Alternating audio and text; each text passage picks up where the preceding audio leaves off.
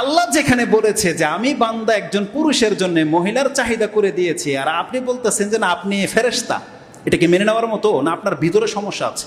ওই নেতার সমস্যা আছে। নেতা বলতেছে যে একটা মহিলা ওর কাপড় পরবে, পোশাক পরবে, এতে আমার সমস্যা হবে কি? মহিলারা কি বলে, ও যে ওর কেন সমস্যা হবে, আমি আমার পোশাক বলছে, আমার বাবার টাকার পোশাক আমি পরবো, ওর কেন সমস্যা হবে?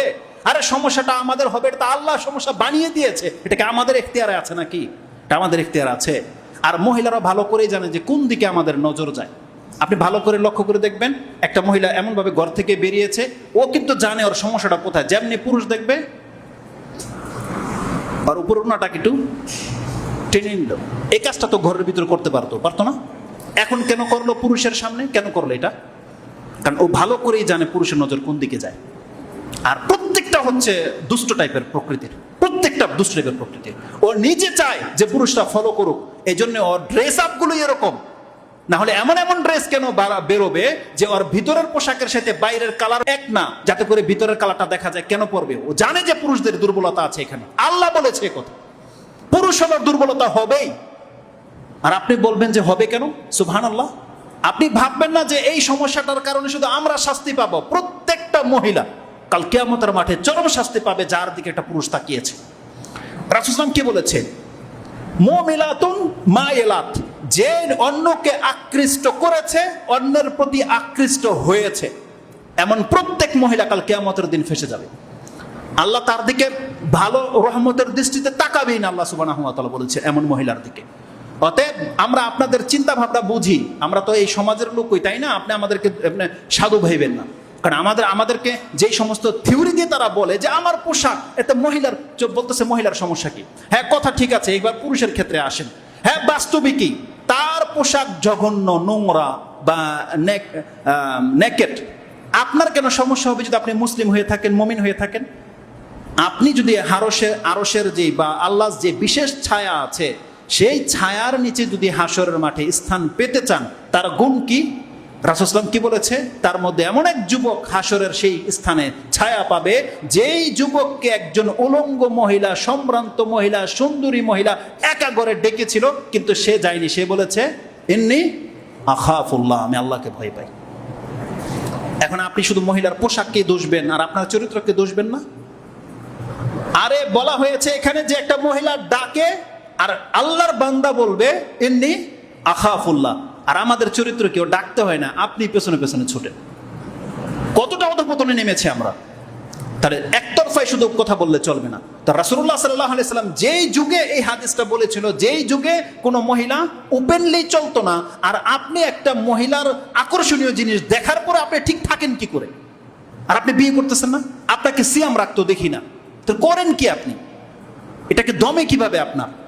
রাসূল সাল্লাল্লাহু আলাইহি ওয়াসাল্লাম তো বলেছেন ফালাইহি বিসসাম, সেজন্য সিয়াম রাখে, ফাইন্নাহা ইউজাউন, এটা তাকে ফ্রিজার করে রেখে দেবে, খাসি করে রেখে দেবে সিয়াম রাখলে। তাহলে এটাও তো করেন না আপনি, আরো খান সব ফাস্ট ফুড। তাহলে আপনার হয়টা কি বুঝি না তো। যার ফলে কি হয় জানেন? এটাই তো আমরা দেখতে পাই এখন নেটে, স্কুল কলেজের মধ্যে যেগুলো হচ্ছে, ওই যে সংসদ ভবনের সাইডে যা হচ্ছে, ওই হেরা জিলে হাতির জিলে যা হচ্ছে, এটা তো আমরা দেখতে পাই এখন কি হচ্ছে।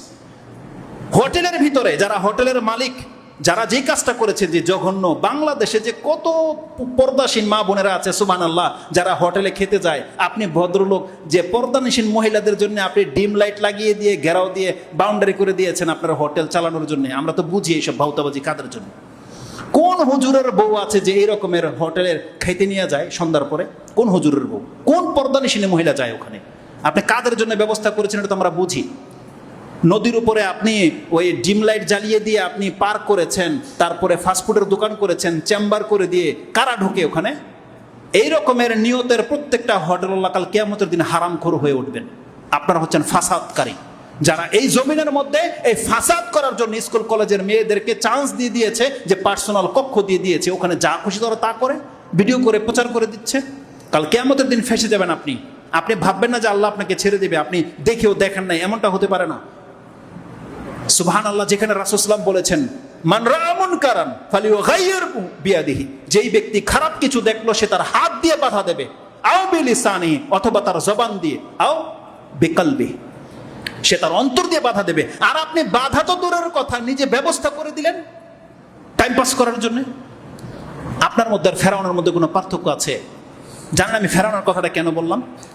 এই পৃথিবীতে যেই স্বাধীনতার কথা সমস্ত নেতারা বলে, তাদের সবার চাইতে উদার মনের ছিল ফেরাউন, সব নেতার চাইতে। কোনোদিন ভাবেন কোরআন দেখেন আল্লাহ কি বলেছে? মহিলাদের ক্ষেত্রে ফেরাউনের মতন কোনো নেতা পৃথিবীতে জন্মায়নি, কোনো নেতা জন্মায়নি। ফেরাউন এত বড় শিয়াল, আর আল্লাহ বলতেছে সে ফেরাউন কি করত? পুরুষদেরকে হত্যা করত আর মহিলাদেরকে ছেড়ে দিত। কেন ছেড়ে দিত? ভোগ করার জন্য ছেড়ে দিত। কত দয়ালু দেখেন, পুরুষদেরকে হত্যা করত, মহিলাদেরকে ছেড়ে দিত। আর এই ধরনের নেতা হচ্ছে আমাদের সমাজে সবচেয়ে বেশি। এরা মহিলাদের স্বাধীনতা খোঁজে, কিন্তু কোন স্বাধীনতা চায় এটা তো আমরা বুঝি। এই ফেরাউনের চরিত্রের ইতর টাইপের লোকগুলো এগুলো। ফেরাউন এই কাজটা করতো, ভোগ করার জন্য মহিলাদেরকে ছেড়ে দিত, পুরুষদেরকে হত্যা করত। আর আমাদের সমাজের এই সব নেতারা সেই থিওরি অবলম্বন করেছে যে মহিলাদের স্বাধীনতা চায়, পুরুষদের না, মহিলাদের স্বাধীনতা চায়। যে মহিলা যেমন খুশি তেমন প্যান্ট পরে ঘুরবে, পোশাক পরে ঘুরবে, এটা নাকি স্বাধীনতা।